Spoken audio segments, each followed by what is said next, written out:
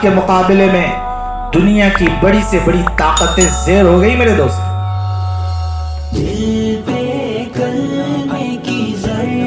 بڑی سے بڑی طاقتیں زیر ہو گئی.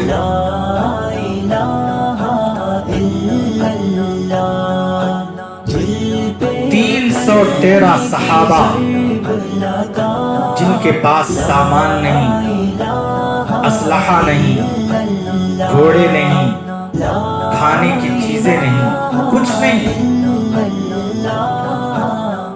لیکن اللہ کی یاد ہے، دل بنا ہوا ہے، روحانیت ہے، ایمانی قوت ہے، میدان کارساز میں ہے. میں نے اس سے پہلے بھی یہ بات کہی، دشمن ہزاروں کا سامنے ہے، اسلحہ موجود ہے، ہتھیار موجود ہے، سب موجود ہے، لیکن اللہ رب العزت نے اس میدان کارساز میں جو لڑ رہے ان کے دلوں میں اتنا اطمینان اللہ ڈال دیا کہ ان پہ نیند طاری ہو گئی. الحمدللہ نحمده ونستعینه ونستغفره ونؤمن به ونتوکل علیہ ونعوذ باللہ من شرور انفسنا ومن سیئات اعمالنا. من يهده الله فلا مضل له ومن يضلل فلا هادي له ونشهد أن لا إله إلا الله وحده لا شريك له ونشهد أن سيدنا ونبينا ومولانا محمدا عبده ورسوله. أما بعد فقد قال الله تبارك وتعالى في القرآن المجيد والفرقان الحميد: فأعوذ بالله من الشيطان الرجيم بسم الله الرحمن الرحيم وَإِن مِّن شَيْءٍ إِلَّا يُسَبِّحُ بِحَمْدِهِ وَلَكِن لَّا تَفْقَهُونَ تَسْبِيحَهُمْ. صدق الله العظيم. وقال النبي صلى الله عليه وسلم: لا يؤمن أحدكم حتى يكون هواه تبعا لما جئت به أو كما قال عليه الصلاة والسلام. اللهم صل على سيدنا وشفيعنا ومولانا محمد وعلى آل سيدنا وشفيعنا ومولانا محمد وبارك وسلم. اللهم صل على سيدنا وشفيعنا ومولانا محمد وعلى آل سيدنا وشفيعنا ومولانا محمد وبارك وسلم. اللهم صل على سيدنا وشفيعنا ومولانا محمد وعلى آل سيدنا وشفيعنا ومولانا محمد وبارك وسلم. بزرگان محترم، عزیزان ملت، اللہ جل شانہ نے انسان کو جو پیدا فرمایا ہے تو انسان کے جتنے اعضاء ہیں ان تمام اعضاء میں سے ہر عضو کا اللہ نے کام دیا. اللہ نے ہمیں آنکھیں دی تو آنکھوں کا کام یہ ہے کہ دیکھنا،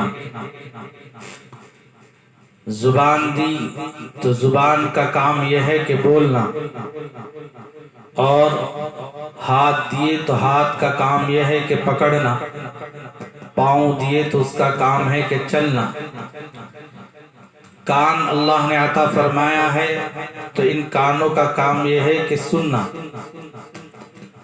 تو ہر عضو کا اللہ نے کام دیا ہے، اور یہ تمام اعضاء جب سے بچہ پیدا ہوتا ہے قبر میں جانے تک ہر عضو اپنے اپنے کام پر برابر جاری و ساری ہے. ان میں کسی قسم کا کوئی اختلاف نہیں ہوتا. کان یہ نہیں کہتا کہ کل سے میں دیکھنے کا کام کروں گا. آنکھ کبھی یہ جھگڑا نہیں کرتی کہ میں کل سے سننے کا کام کروں گی. تو اللہ رب العزت نے ہر چیز کا ایک کام دیا. تو ان تمام اعضاء میں ایک عضو ہے جو اہم ہے، وہ ہے قلب، جس کو دل کہتے ہیں. اس کا بھی اللہ نے کام رکھا. یہ قلب کس کا مقام ہے؟ اس قلب میں کون بسنا چاہیے؟ کس کو بسانا چاہیے؟ کون یہاں سماتا ہے؟ اللہ نے اس کو بھی بتلایا. قلب کا کام یہ ہے کہ قلب میں اللہ کی محبت اور اللہ کی محبوبیت کو سمانا چاہیے. میں نے قرآن شریف کی آیت شریفہ پڑھی جس میں اللہ رب العزت نے عمومیت کے اعتبار سے بتلایا کہ وَإِن مِّن شَيْءٍ إِلَّا يُسَبِّحُ بِحَمْدِهِ. جتنے دنیا میں چیزیں ہیں جن پر چیز کا اطلاق ہوتا ہے، شے جسے کہتے ہیں، ہر چیز چھوٹی سے لے کر بڑی، بڑی سے لے کر چھوٹی، ہر چیز اللہ کی تسبیح، اللہ کی تحمید، اللہ کی بڑائی، اللہ کی کبریائی بیان کرتی رہتی ہے. لیکن اللہ نے یہ بھی بتایا وَلَكِنْ لَا تَفْقَهُونَ تَسْبِيحَهُمْ. ان چیزوں کی تسبیحوں کو تم سمجھتے نہیں، جانتے نہیں، پہچانتے نہیں، جس کی وجہ سے ان کی تسبیح ہمیں معلوم نہیں ہوتی. درخت کا پتا پتا اللہ کی بڑائی بیان کرتا ہے، پانی کا قطرہ قطرہ اللہ کی بڑائی بیان کرتا ہے، اللہ کی تسبیح بیان کرتا ہے. زمین کے جتنے ذرات ہیں سب اللہ کی بڑائی، اللہ کی کبریائی کرتے رہتے ہیں. چرندے درندے پرندے سب اللہ کی کبریائی، اللہ کی بڑائی کرتے رہتے ہیں. صبح سے شام تک وہ اللہ ہی کو پکارتے ہیں، اللہ ہی کو بلاتے ہیں، اللہ ہی کا نام لیتے ہیں. حالانکہ انسان جس کو اللہ نے پیدا کیا ہے، اس کو عقل دی، تمیز دی، کاش یہ بھی اللہ ہی کی بڑائی کرتا، اللہ ہی کو بیان کرتا، اس کی زبان ہمیشہ اللہ ہی کے ذکر سے تر و تازہ رہے. آج ہم اس دنیا میں جو ٹیکنالوجی کا دور ہے، جو فتنوں کا دور ہے، جو چاروں طرف فتنے ہیں، فتنے ہی فتنے ہیں، ہمارا ایمان اس دور میں بچنا مشکل ہے. بچانے کی جو فکر کرتے ہیں اور جو بچاتے ہیں وہ بڑے خوش نصیب ہیں جن کا ایمان بچ جائے، جن کا یقین بچ جائے. تو ایسے اس دور کے اندر سب سے بڑی کمی جو ہے وہ اللہ کی یاد. ہر آدمی سکون کے تلاش میں ہے، غریب بھی سکون کی تلاش میں ہے، مالدار بھی سکون کی تلاش میں ہے، جاننے والا بھی سکون کی تلاش میں ہے، نہ جاننے والا بھی سکون کی تلاش میں ہے. ہر ایک سکون کی تلاش میں. یہاں تک کہ جو کافر و مشرک ہیں وہ بھی سکون کی تلاش میں نہ جانے کیا کیا کرتے ہیں. سکون کی تلاش کے اندر انسان اتنا پاگل ہو چکا ہے کہ اس کو نہ مال نظر آتا ہے، نہ اس کے محلات نظر آتے ہیں، کچھ نظر نہیں آتا. بس وہ نکل جاتا ہے جنگل و بیابان میں تاکہ مجھے سکون مل جائے. اب عجیب عجیب حرکتیں کر کے یہ سمجھتے ہیں کہ اس سے سکون ملتا. کبھی ہاتھ ہلا رہے ہیں، کبھی پاؤں ہلا رہے ہیں، کبھی فلاں کر رہے ہیں، کبھی فلاں کر رہے ہیں. یہ سب کیوں کر رہے ہیں؟ سکون کی وجہ سے. میرے رب نے کہا تم سکون چاہتے ہو. سکون کا مطلب یہ نہیں کہ بڑا محل مل جائے، چاروں طرف کھڑکیاں ہیں، ہوا آ رہی ہے. یہ سکون نہیں ہے. سکون کیا ہے؟ جو دل کا جو سکون ہوتا ہے اس کو سکون کہتے ہیں. میرے رب نے کہا الذین آمنوا وتطمئن قلوبهم بذکر اللہ الا بذکر اللہ تطمئن القلوب. جو لوگ ایمان لے آئے اور ان کے دل اللہ کے ذکر سے تر و تازہ رہتے ہیں تو سمجھو انہیں اطمینان نصیب ہوتا ہے. وہ مطمئن ہے. اور یاد رکھو دنیا کے کسی ساز و سامان کے اندر کسی چیز میں بھی سکون نہیں ہے، اطمینان نہیں ہے جو اللہ کے ذکر میں اطمینان ہے، اللہ کی یاد پہ اطمینان.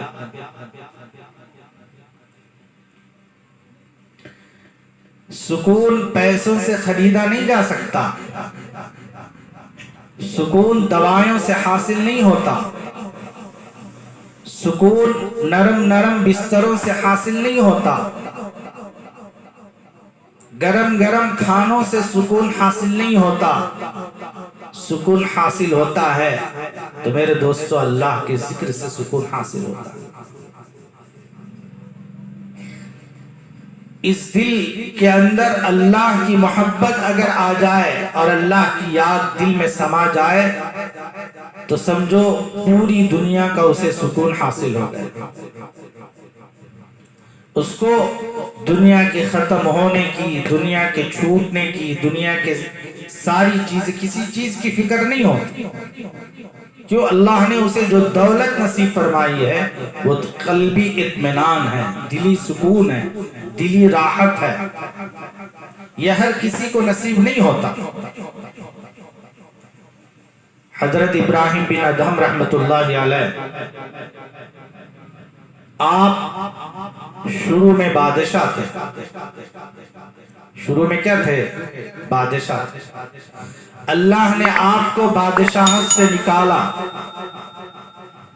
محل کو چھوڑا، خواہشات کو چھوڑا، نرم نرم بستروں کو، گدوں کو چھوڑا، جسم پر ایک گدڑی اوڑھ لیے اور اوڑھ کر اپنے ملک اور اپنے محل سے نکل گئے.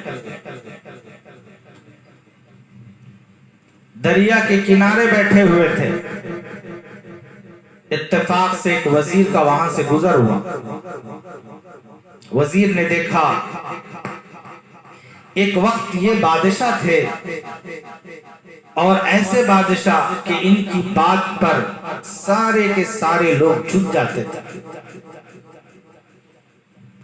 اور پورا ملک ان کی بات کو تسلیم کرتا تھا. خزانوں کے مالک تھے، محلات کے مالک تھے.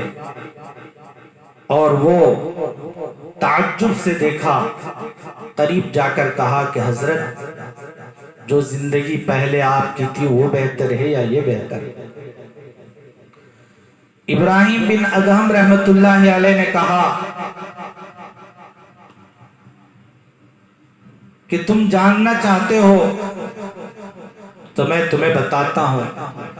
تم یہ چاہتے ہیں کہ تمہاری پوری مخلوقات پر تمہارا چلتا تھا اور سارے ملک والے تمہاری بات سنتے تھے. آج ایک دریا کے کنارے بیٹھ کر اللہ اللہ کر رہے ہیں. حضرت ابراہیم بن ادہم رحمت اللہ علیہ نے کہا بادشاہت وہ نہیں ہے جو لوگوں پر کی جاتی ہے. بادشاہت کسے کہتے ہیں معلوم ہے؟ اپنے گدڑی میں ایک سوئی تھی، اس کو نکالا اور دریا میں پھینک دیا. مچھلیوں کو حکم دیا اے مچھلیوں سوئی پیش کرو، تو ہر مچھلی اپنی زبان پر سونے کی سوئی لا کر حاضر ہو. ہر مچھلی.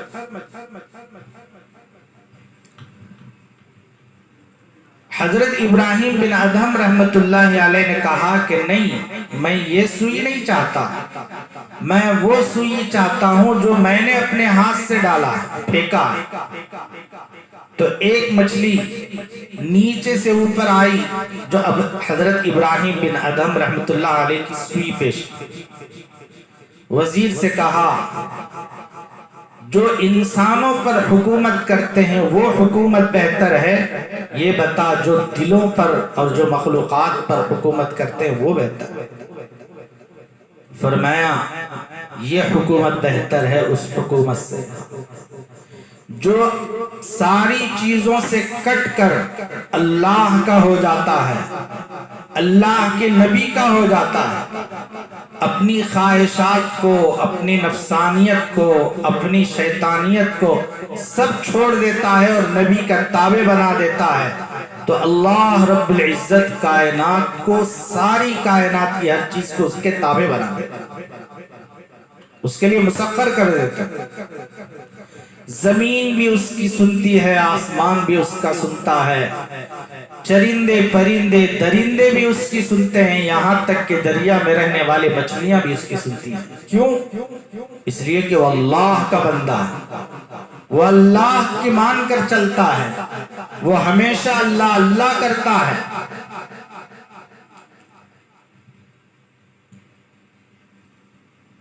میرے دوستو، ہم اللہ کو کب یاد کرتے ہیں معلوم ہے؟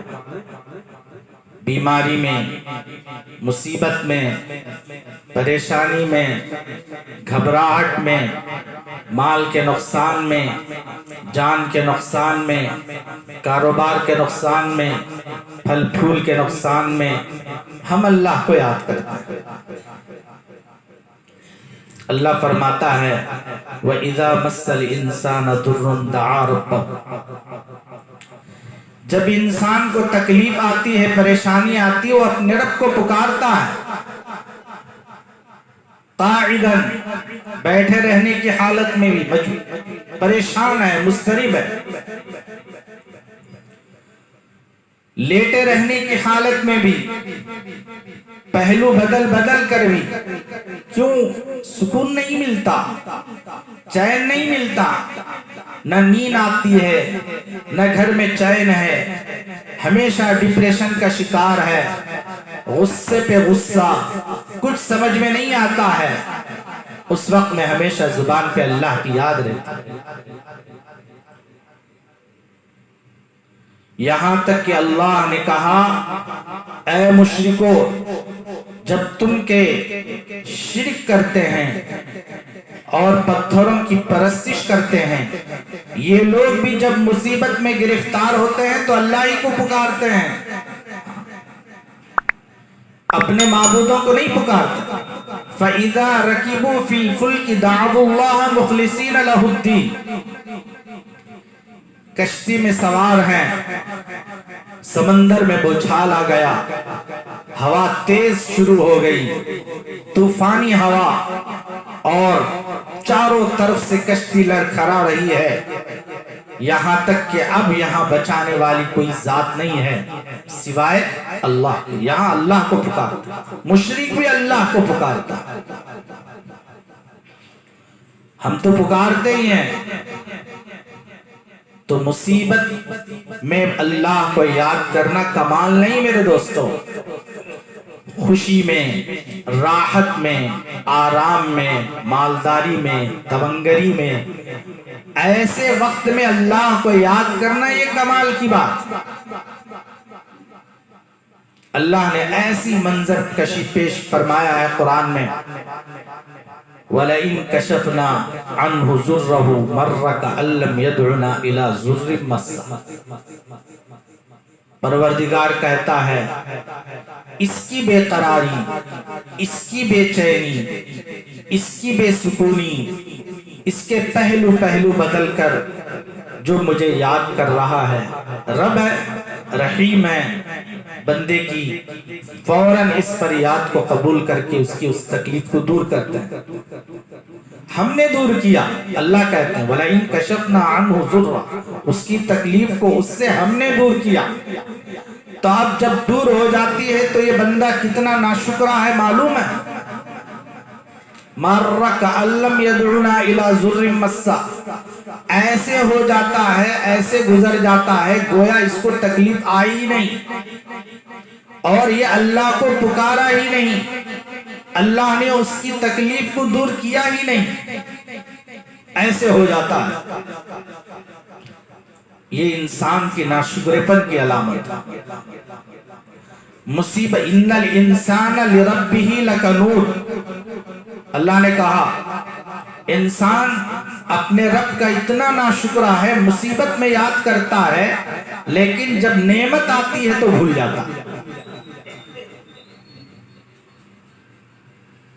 اسی لیے میرے دوستو، اس فتنے کے دور میں جہاں ہر طرف چاروں طرف باطل کی یلغار ہے، باطل کی قوتیں ہمیں سمجھ میں آ رہی ہیں اور اس کی طاقت کو ہم حقیقی طاقت سمجھے ہوئے ہیں، اس کی قوت کو حقیقی قوت سمجھے ہوئے ہیں۔ وہ تو صرف کیا ہے، کھوکھلا پن۔ اس کی مثال بڑے اتنی بہترین دیے ہیں کہ میدان کے اندر 10 آدمی ہیں، ایک بال ہے، پاؤں سے ہر ایک مارتا کہ نہیں مارتا؟ تو ادھر ایک مارتا ہے تو وہ بال ادھر جاتا ہے، پھر ادھر سے ایک پاؤں لگاتا ہے تو ادھر آتا ہے، ادھر سے ادھر، ادھر سے ادھر۔ کیوں؟ وہ بال ان کو کھلونا بنا ہوا ہے، اس کا تماشا بال کا بن رہا ہے۔ تو اس کی وجہ یہ ہے کہ یہ بال کے اندر کھوکھلا پن، صرف ہوا سے بھرا ہوا۔ اگر وہی بال لوہے کا ہو یا اس کے اندر کوئی وزنی چیز ڈال دے اور پیر سے مارے تو وہ جائے گا؟ وہ کھیل کا تماشے کا مذاق بنے گا؟ نہیں بنے گا۔ ایسے ہی باطل طاقتیں ہیں میرے دوستو، یہ کھوکھلے ہیں، ان کے اندر کوئی طاقت نہیں، قوت نہیں ہے، صرف نظر آنے والی چیز ہے۔ طاقت کس میں ہے؟ قوت کس میں ہے؟ اللہ کی یاد میں ہے، اللہ کے ذکر میں۔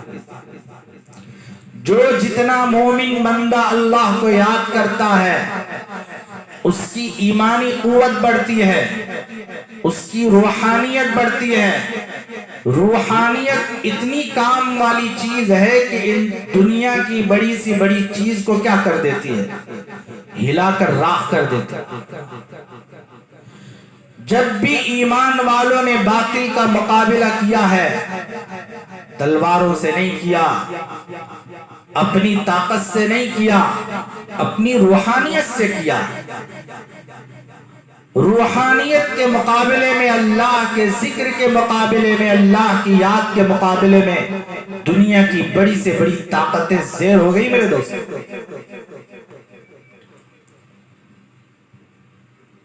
بڑی سے بڑی طاقتیں زیر ہو گئی۔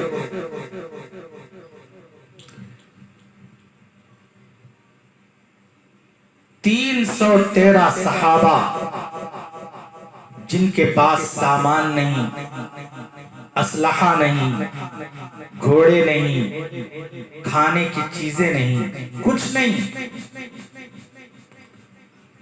لیکن اللہ کی یاد ہے، دل بنا ہوا ہے، روحانیت ہے، ایمانی قوت ہے، میدان کارساز میں ہے۔ میں نے اس سے پہلے بھی بات کہی، دشمن ہزاروں کا سامنے ہے، اسلحہ موجود ہے، ہتھیار موجود ہے، سب موجود ہے،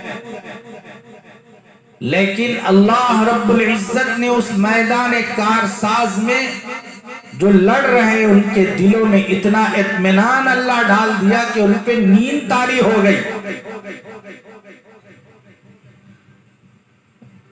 میدان میں نیند آتی ہے میرے دوستو، دشمن سے مقابلہ کرے تو نیند آئے گی؟ نیند نہیں آئے گی۔